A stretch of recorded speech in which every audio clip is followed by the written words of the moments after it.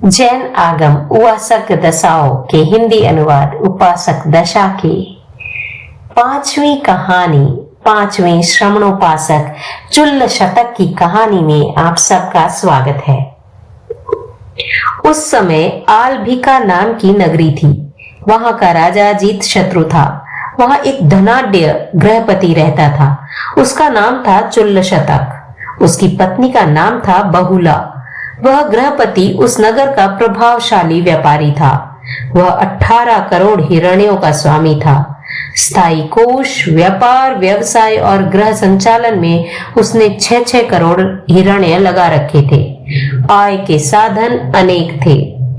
एक बार श्रमण भगवान महावीर ग्रामानुग्राम विहार करते हुए आलभिका नगरी में आए। वहां शंखवन नामक उद्यान में यथोचित अवग्रह की याचना कर रहने लगे। धर्म परिषद जुड़ी। भगवान ने उपदेश दिया। चुल्ल शतक के मन में निर्ग्रंथ प्रवचन के प्रति अनुराग उत्पन्न हुआ और उसने भगवान से 12 व्रत स्वीकार कर लिए। अब वह श्रमणोपासक हो गया। अब वह व्रतों की आराधना करता हुआ श्रमण निर्ग्रंथों को शुद्ध ऐषणीय आहार पानी का दान करता हुआ जीवन यापन करने लगा। 14 वर्ष तक यह क्रम चला। 15वें वर्ष में वह सारे काम धंधों से उपरक्त हो गया और उसका मन धर्म जागरिका में जीवन बिताने के लिए उत्कंठित हुआ और उसने अपनी सारी रिस्पॉन्सिबिलिटीज अपने बड़े बेटे को दे दी और वह एक प्रकार से घर गृहस्थी से विरक्त हो गया, डिटैच हो गया। अब वह एकांत में पौषधशाला में जा पौषध व्रत स्वीकार कर धर्म जागरिका करने लगा। एक रात वह धर्म ध्यान में लीन था। रात्रि का मध्य भाग था। इतने में ही चुल्ल शतक की धार्मिक दृढ़ता की परीक्षा करने एक देव प्रकट हुआ। उसने चुल्ल शतक को धर्म छोड़ देने के लिए कहा, व्रतों को तोड़कर अलग हो जाने की प्रेरणा दी। चुल्ल शतक दृढ़ रहा। देवता के कथन को आदर नहीं दिया। तब देव उपसर्ग देने की बात सोचकर उसके तीनों पुत्रों को एक एक कर घर से निकाल लाया। चुल्ल शतक के सामने प्रत्येक के 7-7 टुकड़े किए और उन मांस के टुकड़ों को तलकर चुल्ल शतक का शरीर रक्त और मांस से सींचा। चुल्ल शतक समभाव से सब कुछ देखता रहा। इस करुणाद्र दृश्य से भी चुल्ल शतक का मन विचलित नहीं हुआ। वह अपने लक्ष्य पर अडिग रहा। चुल्ल शतक के अविचलन ने देवता को विचलित कर डाला। वह अपनी शक्ति की व्यर्थता पर तिलमिला उठा। उसने चुल्ल शतक को विचलित करने का दूसरा उपाय ढूंढ डाला। उसने कर्कश और प्रचंड स्वर में कहा, अरे चुल्ल शतक, तू अब भी धर्म जागरिका से विलग हो जा। छोड़ दे सब धर्म कर्म को, खंडित कर व्रतों को और निवृत्त हो जा सभी नियमों से। अन्यथा देख, मैंने तेरे तीनों पुत्रों को मार डाला है। अब मैं तेरी सारी संपत्ति जो 18 करोड़ हिरण्य की है उसको घर से निकाल कर लाऊंगा और फिर आलंभिका नगरी के चारों ओर बिखेर दूंगा। तू दरिद्र हो जाएगा। कमाने वाला कोई पुत्र रहा नहीं। तू दर दर का भिखारी बन जाएगा। तेरा सारा परिवार घर भीख मांगता फिरेगा। छोड़ दे धर्म को, मैं कुछ नहीं करूंगा। देव के वचन चुल्ल शतक को तीर से चुभे, पर वह विचलित नहीं हुआ।